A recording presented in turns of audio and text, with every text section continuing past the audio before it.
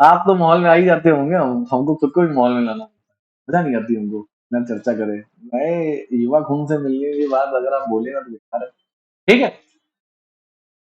तो अब क्या है कि हम लोग इक्वेलिटी की बात कर रहे हैं, समानता की बात कर रहे हैं, तो ये एक बहुत बड़ा सब्जेक्ट है। ठीक है। और इसमें कुछ सब सब्जेक्ट्स हैं। आर्टिकल 14 जो बात कर रहा है वो क्या कह रहा है? Equality before law and equal protection of law, बस इतनी बात कर रहा है।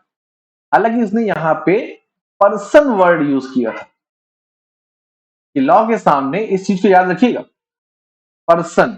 और ये पर्सन जब बात आती है, इस पर्सन में मैंने कल आपको तीन चीजें बताई थी कि वो इंडियन भी होगा, वो नॉन इंडियन भी हो सकता है, और इस पर्सन में एक लीगल पर्सनैलिटी या एक कंपनी भी हो सकती है। कह रहा है आपको? ठीक है। तो इक्वेलिटी की बात, ये बहुत बड़ी बात है। इक्वेलिटी बिफोर लॉ और इक्वल प्रोटेक्शन ऑफ लॉ, ये आपको बहुत अच्छे से क्लियर हो चुका है। इसमें मैंने आपको एक चीज, सबसेट्स, अब इसको हम लोग फर्दर कुछ सबसेट्स में डिवाइड करते हैं। भाई देखिए, इक्वल प्रोटेक्शन ऑफ लॉ में हमने आपको बताया, इक्वल प्रोटेक्शन ऑफ लॉ तब होगा जब इनइक्वालिटी खत्म कर दी। इनइक्वालिटी को लेकर उन्होंने कुछ चर्चा करी कि इनइक्वालिटी खत्म कैसे की जाए, उसका प्रोसेस आर्टिकल 15 में। ठीक। फिर आर्टिकल 16 में भी उन्होंने इनइक्वालिटी को खत्म करने के प्रोसेस की बात करी। फिर आर्टिकल 17 में और भी तरीके की इनइक्वालिटी को खत्म करने की बात करी। और फिर लास्ट में 18। ठीक। तो अगर आर्टिकल 15 को देखते हैं हम लोग, इलेक्ट्रॉनिक्स में से जंपर बनाए जाते थे, आपको याद होगा अगर आप लोगों ने सुनी। ठीक। आर्टिकल 15 और 16 की अगर हम बात करते हैं तो किसी भी तरीके का भेदभाव नहीं, भेदभाव को खत्म करना, डिस्क्रिमिनेशन को खत्म करना है। अभी हम लोग मेनली इन्हीं पे चर्चा करेंगे थोड़ी देर में। 17 की अगर बात करते हैं, यहाँ पे अनटचेबिलिटी को खत्म करने की बात की। ठीक। कैसे अनटचेबिलिटी? आपको अच्छे से पता है, शेड्यूल कास्ट हो गया, शेड्यूल ट्राइब हो गया, इन सबके साथ एंशिएंट एरा से लेकर मिडवल एरा तक अनटचेबिलिटी बनी रही, तो उसको खत्म करने की बात की गई। आर्टिकल 18 में जो है वही स्पेशल राइट्स को फिनिश करने की बात की गई है, जैसे कि आपका लॉर्ड, सर। ठीक। इन सब चीजों का अगर आप यूज करते हैं तो एक फ्यूडलिस्टिक बिहेवियर होता है, इसको हम नहीं मानेंगे। ठीक। तो ये सब खत्म करने की बात की गई। सभी बराबर है, क्योंकि सभी को वोटिंग राइट इक्वल है। मेरा जितना वोटिंग राइट की पावर है, उतनी ही वोटिंग राइट की पावर प्रधानमंत्री की भी वोटिंग राइट की भी है। वो अपने जो है होम डिस्ट्रिक्ट से जाके जब वोट देंगे तो उनका वोट भी उतना ही पावरफुल होगा जितना मेरा वोट पावरफुल होगा। तो फिर ये लॉर्ड और सर जैसे टाइटल्स क्यों? तो इन सबको खत्म करने से क्या होता है, जैसे लॉर्ड और सर जैसे टाइटल्स अगर मान लीजिए बने रहते हैं, व्यक्ति की डिग्निटी, जिसे कहते हैं गरिमा, मैं आप लोगों को बताया भी था, वो कम हो जाती है। तो मान लीजिए अगर लॉर्ड वेलेस्ली, नेचर के सामने देखिए, यार बहुत ऊंची पावरफुल आदमी है, राजा महाराजा धीराज, ये टाइटल्स को खत्म करने की बात की गई है। किसी भी तरीके का आप टाइटल यूज नहीं कर सकते। हाँ, लेकिन आपने देखा होगा इसमें कुछ एक्सेप्शन रखे जाएंगे। हम लोग आर्टिकल 18 में डिटेल में जाएंगे, अभी तो मैं आपको एक ओवरव्यू दे रहा हूँ। आर्टिकल 18 में जब हम लोग डिटेल में जाएंगे तो वहां पे हम लोग देखेंगे कि आपने देखा होगा एवीएसएम, एवीएसएम, पीवीएसएम लोग यूज करते हैं। एवीएसएम समझते हैं? अति विशिष्ट सेवा मेडल, मेजर जनरल, अति विशिष्ट सेवा मेडल मेजर जनरल सलमान, क्या नाम है, मेजर जनरल शहीद अविनाश सिंह भदौरिया, ये कानपुर के रहे, इनको जो है कारगिल में मिला पीवीएसएम, परम विशिष्ट सेवा मेडल। तो आप लोगों ने मूवी भी देखी होगी शेरशाह, देखिए। तो आर्मी के लोगों को एक्सेप्शनल केस में रखा जाता है, क्योंकि वो भारत के लिए सेवा भी तो अलग तरीके से कर रहे हैं, प्राणों की आहुति भी तो दे रहे हैं। ठीक है। तो वहां पे हम लोग डिटेल में जाके चर्चा करेंगे, एवीएसएम, पीवीएसएम, इन सब चीजों की चर्चा करेंगे। ठीक। शेड्यूल कास्ट और शेड्यूल ट्राइब के लिए जो है प्रॉपर एक लिस्ट बनेगी, इस पे भी काफी काम हुआ, इस पे भी हम लोग चर्चा करेंगे। ठीक। अब हम लोग आते हैं सबसे पहले आर्टिकल 15, और उसमें भी सब क्लॉज 1 में आते हैं। ठीक है। आर्टिकल 15 सब क्लॉज 1 जो है वो ये कहता है कि जो स्टेट जो है, कुछ वर्ड्स को आप अंडरलाइन जरूर करते चलिएगा। स्टेट, जब बात स्टेट की आती है तो बात आर्टिकल 12 की आती है। चैप्टर 3 के स्टेट की बात आती है तो आर्टिकल 12 की आती है। ठीक। स्टेट जो है वो किसी भी सिटीजन के साथ ठीक, सिटीजन की बात हो रही है। यहां देखिए पर्सन की बात हो रही थी, आर्टिकल 14 पर्सन की बात कर रहा था। जब बात सिटीजन की आती है तो सिर्फ और सिर्फ नागरिक, लिविंग क्रीचर होना चाहिए। कोई यहाँ पे कंपनी कंपनी नहीं हो सकती, कोई नॉन इंडियन नहीं हो सकता। यहाँ पे सिर्फ और सिर्फ इंडिया के सिटीजन होंगे। ठीक, साफ साफ लिखा हुआ है किसी भी सिटीजन के साथ। ठीक है, ओनली, ओनली वर्ड को भी मैंने अंडरलाइन कर दिया है। इन ग्राउंड्स पे मिसबिहेव या डिस्क्रिमिनेशन नहीं कर सकता है। कौन कौन से ग्राउंड? ओनली ग्राउंड बोला गया है। चलिए देखिए क्या, रिलीजन, फिर कास्ट, फिर रेस, धर्म, जाति, रेस मतलब प्रजाति, या इसी को कहीं कहीं जो है मूल वंश भी बोला जाता है प्रजाति को हिंदी में। कभी कभी आयोग लैंग्वेज घुमा देता है मूल वंश हिंदी में, अगर आप उसका इंग्लिश ट्रांसलेशन साथ में देखेंगे जल्दी क्लियर। ठीक है, और जेंडर तो हिंदी में लिंग बोलते हैं। ठीक, जेंडर और सेक्स के बीच में आपको फर्क बता चुका हूं। आपको अच्छे से पता है कि सेक्स जो होता है वो सिर्फ और सिर्फ बायोलॉजिकल रिप्रेजेंटेशन होता है, और जेंडर जो होता है वो सेक्स में दो ही तरीके की चीजें पॉसिबल है, या तो बॉय होगा या गर्ल होगी। ठीक, ट्रांसजेंडर के सेक्स को डिफाइन ही नहीं करते।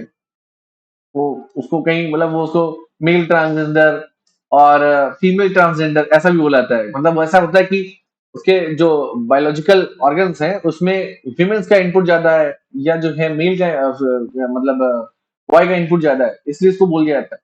लेकिन जेंडर स्पेसिफिकली क्लासिफाई करता है क्या? Male, female and transgender. क्योंकि यहाँ पे बायोलॉजिकल रिप्रेजेंटेशन के साथ साथ सोशल और इकोनॉमिकल आइडेंटिटी भी उसकी जुड़ी होती है। सोशल और इकोनॉमिकल आइडेंटिटी भी जुड़ी होती है ट्रांसजेंडर की, सोशल इकोनॉमिकल आइडेंटिटी, साथ ही साथ सेक्सुअल आइडेंटिटी। तो यहाँ पे क्या किया गया, जेंडर है ये लिंग, आप जो है इसको सेक्स वाले से मत समझिए। ठीक है, बहुत ही अभी ये चीज बहुत बहुत ही ज्यादा डिफाइन होने वाली है, क्योंकि देखिए अगर आप देखिए आर्टिकल 377 जो मैंने आपको बताया था आईपीसी का परसों, और उसमें मैंने बताया था कि एलजीबीटी अगर वो यहाँ पे सेक्स या लिंग के हिसाब से चल रहे होते एलजीबीटी, तो किसी भी तरीके से लेस्बियन, ग्रे, लेस्बियन हो गया, गे हो गया, ट्रांसजेंडर को वो राइट्स ही ना मिल पाते। खासतौर से ट्रांसजेंडर को तो वो राइट ही नहीं मिल पाते। अननेचुरल डिफाइन कर दिया था इन सबके सेक्स को आपस में। याद आया आपको? तो सुप्रीम कोर्ट ने बोला कि नहीं भैया, जो जेंडर जो होता है वो अपने आप में सोशल इकोनॉमिकल आइडेंटिटी भी दिखाता है, और यहाँ पे कॉन्स्टिट्यूशन इसी जेंडर की बात कर रहा है, ना कि सेक्स की बात कर रहा है। एक्सप्लेनेशन, अब देखिए आप सोचिए कि कितनी बार सुप्रीम कोर्ट एक्सप्लेन करता है, जबकि इतना बड़ा संविधान लिखा, दुनिया का सबसे बड़ा लिखित संविधान है आपका, तब भी सुप्रीम कोर्ट को उसका इंटरप्रिटेशन करना पड़ता है बार बार। अभी हम लोग देखेंगे स्टेट में भी चलेंगे तो स्टेट में भी कुछ चीजें आज मैं आपको और बताऊंगा, धीरे धीरे डोज देनी चाहिए। ठीक है, यहां तक सबको समझ आ रहा है? तो रेस हो गया, कास्ट हो गया, रिलीजन हो गया, जेंडर हो गया, और बर्थ प्लेस,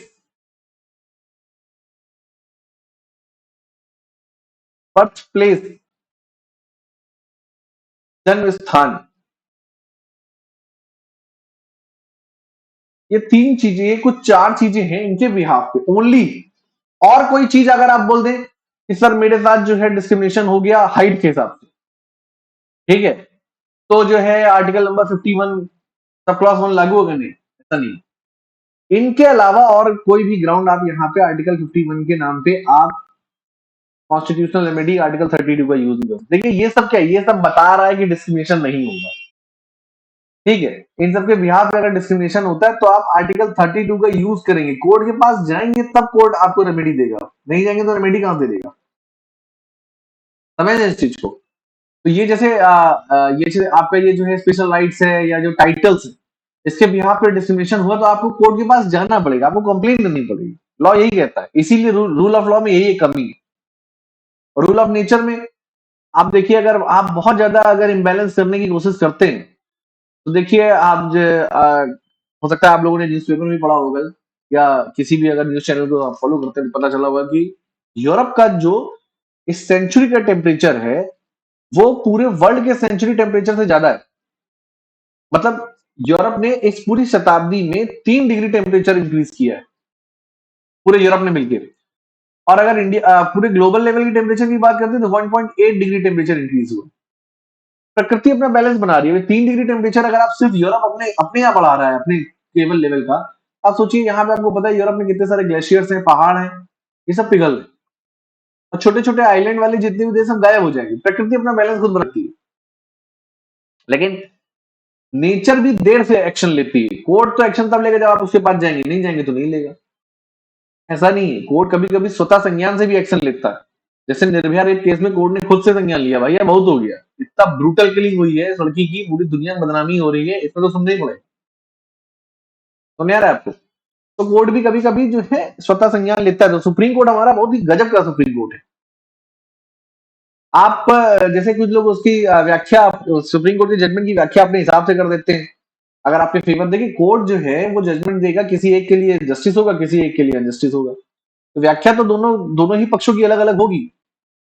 लेकिन अगर आप देखिए कि जो गवर्नमेंट जो होती है, उसके जो 3 ऑर्गन्स होते हैं, लेजिस्लेटिव, एग्जीक्यूटिव, ये आपस में कितना जुड़े हुए हैं। ऑफिसर्स चाहे पार्लियामेंटेरियन हो, चाहे आप देखिए कि एमपी जो होते हैं, जैसे मान लीजिए राहुल गांधी भी है, या मान लीजिए कोई दूसरा सांसद है, उसकी बातों को जो है मिनिस्टर्स, प्राइम मिनिस्टर मोदी के अलावा बाकी मिनिस्टर्स काटेंगे नहीं। बड़ा विपक्ष का लीडर, ये सब आपस में जुड़े हुए हैं। एग्जीक्यूटिव, लेजिस्लेटिव, एग्जीक्यूटिव जो दूसरी है, एक परमानेंट एग्जीक्यूटिव है, ऑफिसर्स हो गए, और एक जो है टेम्परेरी एग्जीक्यूटिव है, मतलब मिनिस्टर्स, ये भी आपस में जुड़े हुए हैं।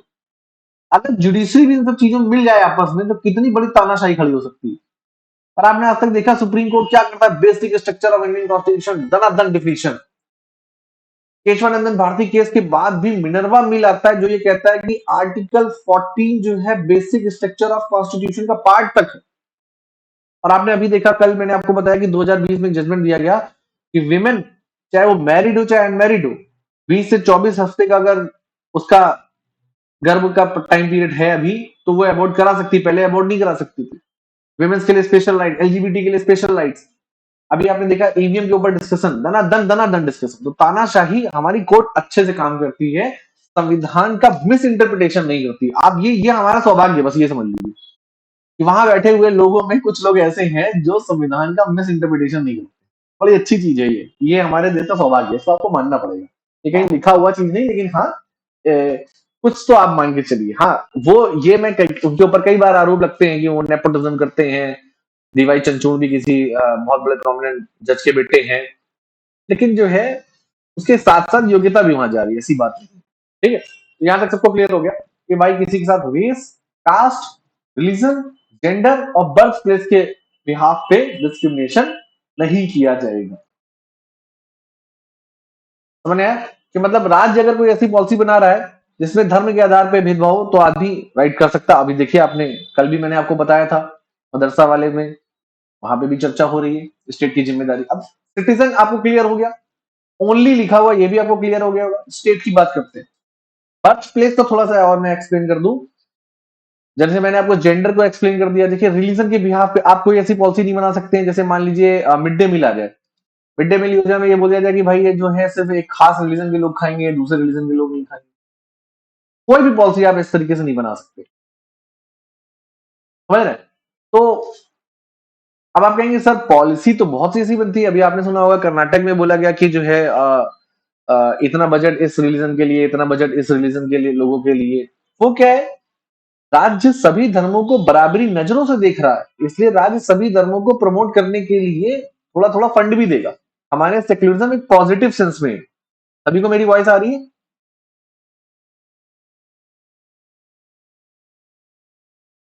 तो हमारे यहाँ जो सेक्युलरिज्म है वो एक पॉजिटिव सेंस में है। राज्य के लिए सभी धर्म बराबर है, राज्य का कोई धर्म नहीं है इसलिए राज्य किसी धर्म को नहीं मानेगा, ऐसा नहीं। हमारे लिए राज्य के सभी धर्म बराबर है। अब इस हिसाब से तो आप बोल सकते हैं कि सर क्या नाम है, जो क्या कहते हैं हज पे जो जाते हैं लोग, उनको सब्सिडी क्यों दी जाती है फिर? तो देखिए वो पॉलिसी है।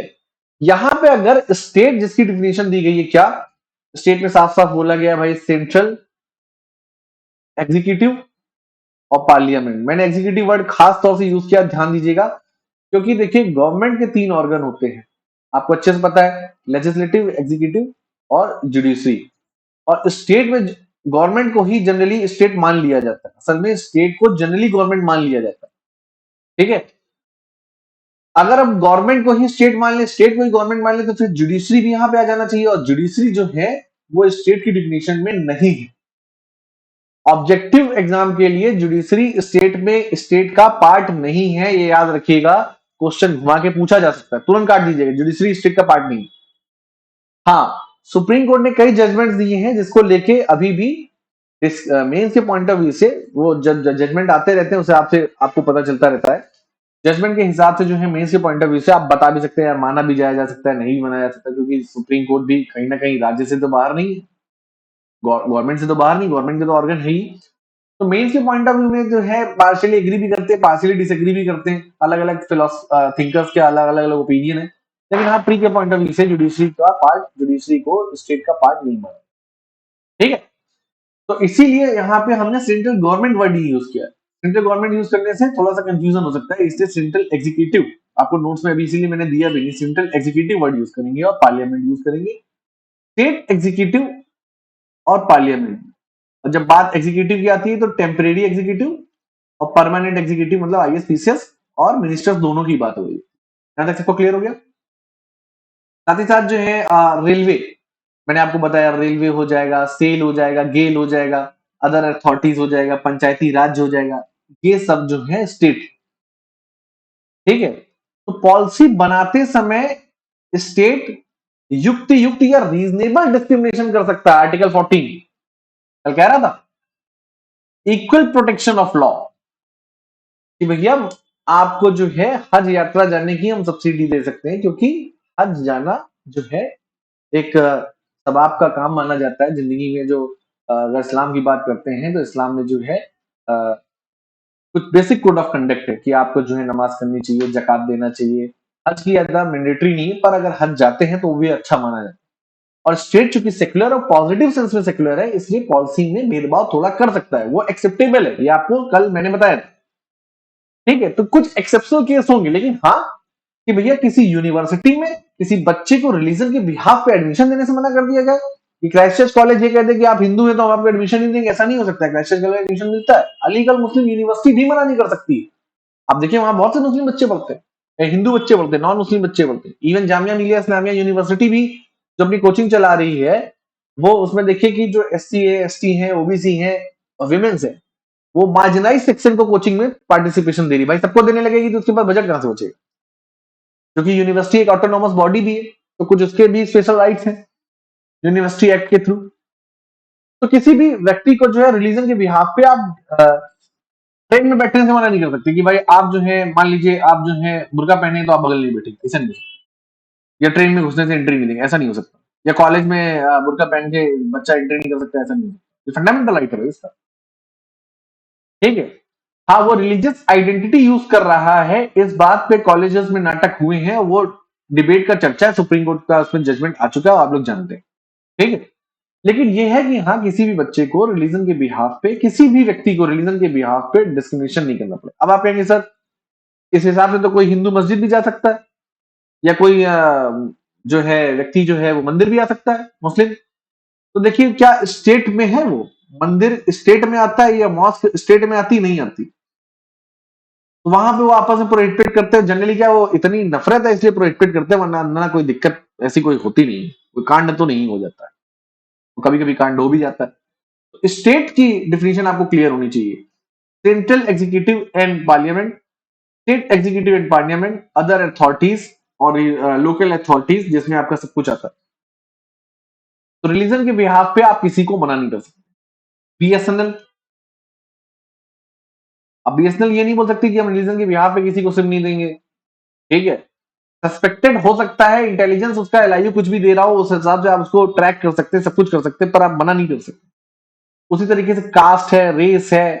रेस जैसे कि आप ये बोल दें, जैसे आप लोग देखिए कितना मोमोज खाने जाते हैं, कुछ लोग मोमोज खाने जाते होंगे, कौन मोमोज नहीं खाता है? नाम ले जरा, मैं मोमोज नहीं खाता हूं, इतना बोले। अच्छा, तुम चाउमीन खाती हो? चाउमीन तो खाती हो, चाइनीज खाती हो ना? क्या आप लोगों ने गाही बगाई एक चीज देखी होगी कि हम लोग जब खाने जाते हैं तो या जो जो मोमोज खाने जाते हैं उनकी बात करते हैं कि हम जब मोमोज खाने जाते हैं तो हम क्या करते हैं कि जो मंगोलाइट रेस के लोग हैं, इंडियंस की बात हो रही है, मधेसी जिसे बोलते हैं, नेपाली बॉर्डर पे रहने वाले लोग, नेपाल के बॉर्डर पे रहने वाले इंडियंस थोड़े से मंगोलाइट रेस के होते हैं या नॉर्थ ईस्ट के लोग होते हैं।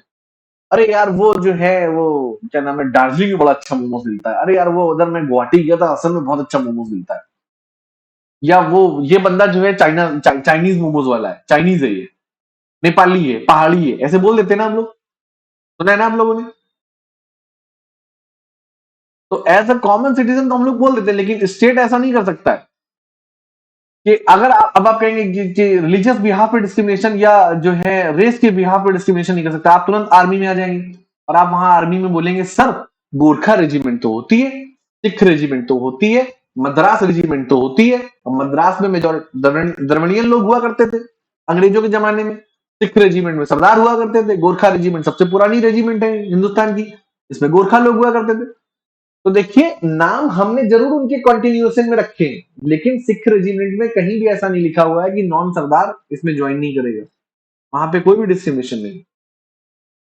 गोरखा रेजिमेंट में भी नॉन गोरखा लोग भी वहां पे लीड करने जाते हैं, सीडीएस एनडीए के थ्रू क्वालिफाइड करके। ठीक है।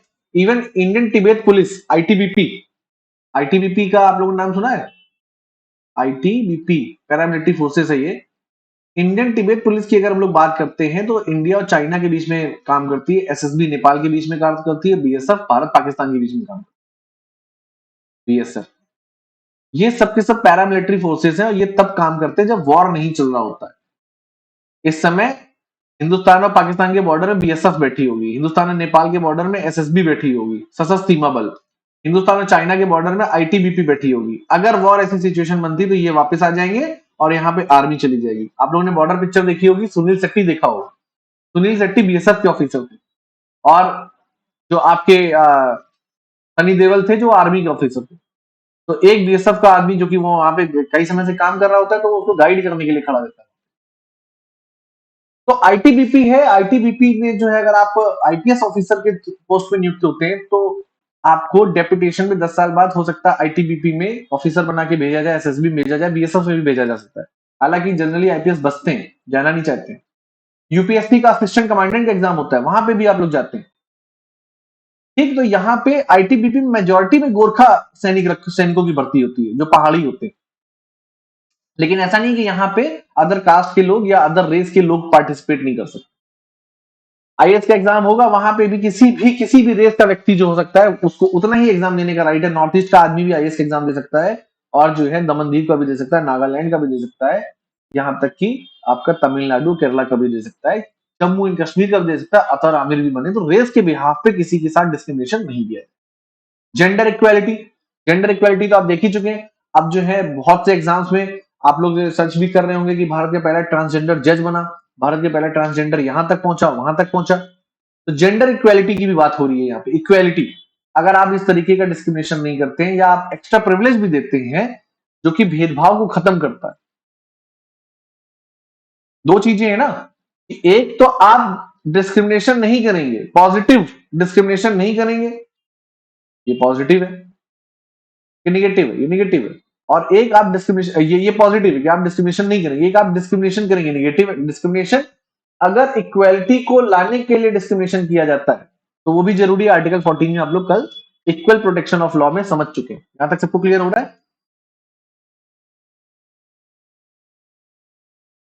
है ना? ये देखिए अंडरस्टैंडिंग डेवलप होती है भाई साहब, बाकी सब तो क्या है, एमसीक्यूज ही है। आप लोग जो है घटना चक्र पूर्वावलोकन से प्रीवियस ईयर क्वेश्चन पेपर्स भी लगाइए, यूपीएससी के पुराने क्वेश्चंस भी लगाइए। जैसे ही आप लोग फ्री हो जाए एग्जाम से तब उसमें लगाइएगा, अभी मेहनत मत करिए, अभी आप बस समझने की कोशिश कीजिए। बर्थ प्लेस, बर्थ प्लेस, जैसे कि आप लोगों ने देखा होगा कि आरोप लगता है नॉर्थ ईस्ट में जब हम लोग जाते हैं, वहां पे कुछ लोग बोलते हैं हिंदुस्तान से आए हैं, मतलब बड़ा बुरा लगता है। हमारे जीजा जी की गुवाहाटी में पोस्टिंग थी, तो गुवाहाटी के आसपास के कुछ एरिया में अगर यहाँ के लोग जाते हैं तो उनको हिंदुस्तान से आया बोल दिया था। तो बर्थ प्लेस के बिहाफ पे डिस्क्रिमिनेशन किसी के साथ नहीं किया जाएगा, ये यहाँ पे लिखा हुआ। ठीक, स्टेट में कुछ एक चीज और भी नई ऐड कर दी है सुप्रीम कोर्ट के वर्डिक्ट में, जिनके बारे में आज मैं थोड़ा सा दिन में खाली टाइम पीरियड में एनालिसिस कर रहा था। जैसे कि ये, अभी आपने बीएसएनएल सुना, लेकिन जियो, एयरटेल। स्टेट में तो रेलवे बीएसएनएल भी आता है, एम्स भी आता है। रीजेंसी हॉस्पिटल, मान लीजिए अपोलो हॉस्पिटल हो गया, फोर्टिस हॉस्पिटल हो गया, ये सब क्या ये डिस्क्रिमिनेशन कर लेंगे? आर्टिकल 51 में स्टेट बोला गया है, सिटीजन बोला गया है, और ओनली ये ग्राउंड्स दिए गए, इनके अलावा और किसी ग्राउंड पे आर्टिकल 51 15 सब क्लॉज 1 में चर्चा भी नहीं की गई, तो क्या ये डिस्क्रिमिनेशन करने का राइट है इनको? थोड़ा सोचिए। और आप देखिए, अगर आप रीजेंसी जाते हैं तो आयुष्मान भारत कार्ड से रीजेंसी में भी आपका ट्रीटमेंट हो सकता है। स्कूल्स, गवर्नमेंट स्कूल्स की बात अलग है। और आप लोगों ने हिंदी मीडियम मूवी देखी होगी, उसमें आपने देखा होगा कि जो बिलो पॉवर्टी लाइन के लोग हैं उनके लिए भी कुछ सीटें रिजर्व की जा रही प्राइवेट स्कूल्स में, की जा रही है। सभी को मेरी वॉइस आ रही है?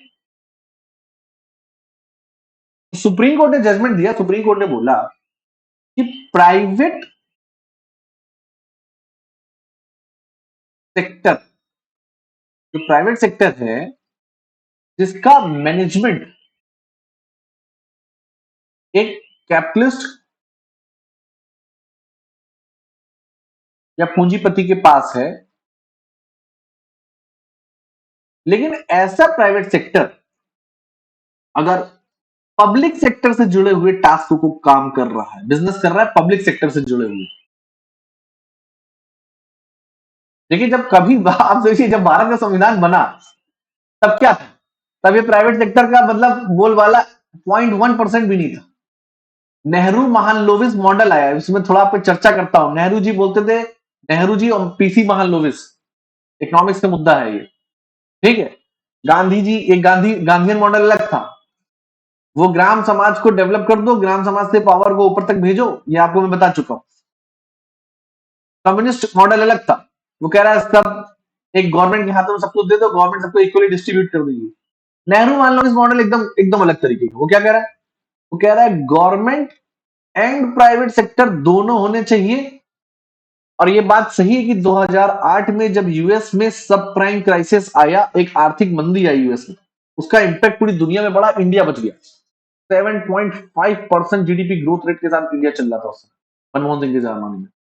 अभी भी अच्छी खासी ग्रोथ रेट है, इंडिया की सबसे टॉप पे ग्रोथ रेट तो नहीं है, लेकिन हाँ आए दिन टॉप पे होती रहती है, ग्रोथ रेट की कोई कमी नहीं है। और वो आप लोगों को मैं वीडियो में एक ग्रुप में वीडियो डाल चुका हूं जिसमें आपको पता है कि जीडीपी और डेवलपमेंट में फर्क क्या होता है। जीडीपी सिग्निफिकेंस नहीं है डेवलपमेंट, 100% सिग्निफिकेंस नहीं। तो यहां आपको क्लियर हो रहा है कि नेहरू मालनोबिस मॉडल ये कह रहा है कि भैया अभी गवर्नमेंट सेक्टर ज्यादा मजबूत है, प्राइवेट सेक्टर वीक है, इसलिए पब्लिक प्राइवेट पार्टनरशिप दोनों चलेगी, गवर्नमेंट सेक्टर भी काम करेगा, पब्लिक प्राइवेट सेक्टर भी काम करेगा। जैसे जैसे प्राइवेट सेक्टर मजबूत होता चलाएगा, हम इनके ऊपर लाइबिलिटीज डाल देंगे और गवर्नमेंट सेक्टर की जो है जिम्मेदारियों को कम करेंगे। हैवी इंडस्ट्री का काम है, बीएसएनएल का काम, टेलीकम्युनिकेशन कहिए, और उस समय प्राइवेट सेक्टर इतना मजबूत ही नहीं था। जमाने तक मुझको अच्छे से याद है कि जब मैं छोटा था तो मेरे घर में लैंडलाइन लगा हुआ था। इनकम, उसके पहले जो पापा पापा के जो दोस्त हुआ करते थे, मतलब जब मैंने लैंडलाइन लगा था, मान के चलिए 2003-4 की बात है, उसके पहले जो लोग बताते हैं इनकमिंग के भी चार्जेस कटते थे मोबाइल में। और 2006-7 के पास मेरे पापा ने बीएसएनएल का सिम लिया, तो बीएसएनएल का सिम लेने के लिए लाइन लगती थी। वोडाफोन जब नया सिम है, वोडाफोन भी कुछ होता है, अरे वाह ये भी कुछ होता है। मैं ट्रांजिशनल दौर से गुजरा हूं, इसलिए मैं समझता हूँ। आप लोग बहुत छोटे रहे उस ट्रांजिशनल दौर में, तो शायद आप लोग ना समझते हो सकता है समझते भी हो। आप लोग, अब मैं आपको बताऊं कि जब मैं छोटा था तो क्या होता था कि कैसेट्स हम लोग सुनते थे, आज सीडी डीवीडी आ रहे, तो ये नई चीजें आ रही हैं। तो वोडाफोन जैसी चीज नहीं आई थी। हच, पहले हच हुआ करता था, फिर वो वोडाफोन हुआ, फिर एक वर्जिन मोबाइल के सिम आया था जिसमें एसएमएस फ्री मिलते थे, हम लोग सिर्फ एसएमएस कार्ड दिलाया करते थे चैटिंग करने के लिए। बहुत सी चीजें, फेसबुक का रिचार्ज इंडिविजुअली आने लगा, फिर सेमियन फोन आए, तो मतलब कुल मिला के टेक्नोलॉजी चेंज होती चली गई। टेक्नोलॉजी चेंज होती चली गई तो उससे क्या हुआ कि प्राइवेट सेक्टर का रोल बढ़ता चला गया। और ऐसे में अब क्या हो रहा है कि जब संविधान बन रहा है, आर्टिकल 15 सब क्लॉज 1 जब बन रहा है, तो स्टेट में central executive parliament, state executive parliament और इनके सारे असाइनमेंट्स, या असाइनमेंट बोले, इनके सारे ऑर्गेनाइजेशंस, इवन स्कूल्स, हॉस्पिटल सब कंसीडर किए गए, क्योंकि स्टेट में उस टाइम पे गवर्नमेंट 99.9% थी। लेकिन अब गवर्नमेंट का रोल कम होता चला जा रहा है, अब प्राइवेट सेक्टर का रोल बढ़ रहा है, तो ऐसे में फिर तो ये आ जाएगा कि भाई आप हॉस्पिटल गए, कॉलेज गए, मना कर दिया। जैसे कि मान लीजिए सिंधिया का जो स्कूल बना हुआ है, मैं आपको बताऊं बहुत ही जबरदस्त है, पहाड़ के ऊपर, फोर्ट के ऊपर कॉलेज बना हुआ है। हाँ, तो फीस ही बहुत ज्यादा है। तो बोल देंगे सिर्फ रजवाड़ों के बच्चे पढ़ेंगे यहाँ पे, डिस्क्रिमिनेशन नहीं होगी। आप भी पढ़ सकते हैं, आपको पता है इस समय उसका एंट्रेंस होता है, लखनऊ में एंट्रेंस होता है, एंट्रेंस कार्ड फीस, उसकी फीस इतनी ज्यादा है कि हम लोग नहीं देखिए, लेकिन फीस के बिहाफ पे तो आप कहीं लिखा नहीं है। स्टेट फीस के बिहाफ पे religion, caste, race, gender, birth place ही लिखा हुआ है, फीस के बिहाफ पे तो नहीं लिखा हुआ है। फीस कम है ज्यादा है उसका खुद का मैटर है, पर प्राइवेट सेक्टर है और गवर्नमेंट सेक्टर में भी है, फीस का तो कहीं लिखा हुआ नहीं है। तो आप फीस के नाम पे तो नहीं बोल सकते डिस्क्रिमिनेशन हो गया सर मेरे साथ, कि यार आईआईटी की फीस जो है 2 लाख हो गई, स्कॉलरशिप आएगी आएगी, नहीं आएगी नहीं आएगी। तो ये चीजें हैं यहाँ पे। तो अब क्या है कि प्राइवेट सेक्टर का रोल बढ़ता चला जा रहा है, तो उन्होंने बोला कि वो प्राइवेट सेक्टर जैसे मान लीजिए कोई भी अगर पब्लिक सेक्टर का काम कर रहा है, जैसे टेलीकम्युनिकेशन का काम कर रहा है, जियो, वोडाफोन, हच, एयरटेल, जो भी है, आइडिया, अब पता नहीं बचे कि नहीं बचे, मुझे तो नाम ही पुराने याद आते हैं, ठीक है, ये सबके सब हॉस्पिटल्स, मतलब साफ साफ सुप्रीम कोर्ट ने कर दिया कि जो भी पब्लिक सेक्टर से जुड़े हुए काम में सार्वजनिक सार्वजनिक क्षेत्र, इसको बोलते हैं हिंदी में सार्वजनिक क्षेत्र से जुड़े हुए व्यापार, इनमें अगर आप काम कर रहे हैं, तो ऐसे में सुप्रीम कोर्ट आपको स्टेट के अंडर कंसीडर करता है। स्टेट का अंडर में कंसीडर करने का मतलब ये नहीं होता है कि जियो जो है, या जो आपका रीजेंसी जो है, या फोर्टिस जो है, ये सेम गवर्नमेंट वेंचर की तरीके पावरफुल हो गए, बीएसएनएल की तरीके पावरफुल, ऐसा नहीं। लेकिन हाँ, अगर आपने किसी के साथ डिस्क्रिमिनेशन किया, एक आदमी गया हॉस्पिटल में और वो मान लीजिए मंगोलाइट रेस का था, और रीजेंसी हॉस्पिटल कहेंगे नहीं हम नहीं देंगे आपको क्योंकि आप नॉर्थ ईस्ट से आए हैं। तो ऐसा नहीं हो सकता, बचोगे भी नहीं। आयुष्मान भारत कार्ड भी देना पड़ेगा, फिर चाहे वो गरीब भी क्यों ना हो। हालांकि यहाँ पे गरीब की इकोनॉमिकल चीजों के बारे में चर्चा नहीं की गई, लेकिन आप मना नहीं कर सकते, है ना, क्योंकि गवर्नमेंट ने खुद आपको मजबूर किया, तो साथ साथ जुडिशरी ने भी उसको जो है एक्सप्लेन कर दिया कि भैया प्राइवेट सेक्टर जिसका मैनेजमेंट कैपिटलिस्ट के पास है या पूंजीपति के पास है, अगर उसका बिजनेस पब्लिक सेक्टर से जुड़े हुए एरिया में काम कर रहा है, तो फिर जरूरत पड़ने पे अगर कोई व्यक्ति 32 या 226 का यूज करता है, तो सुप्रीम कोर्ट और हाई कोर्ट उसको स्टेट की तरीके कंसीडर करेगा, उसके खिलाफ वही एक्शन लेगा जो कि किसी गवर्नमेंट सेक्टर के इंस्टीट्यूट के खिलाफ एक्शन। Is it clear? सभी बच्चों को यहां तक क्लियर हो गया?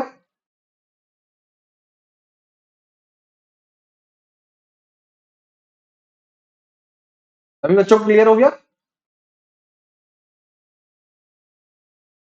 कोई बोल ही नहीं रहा।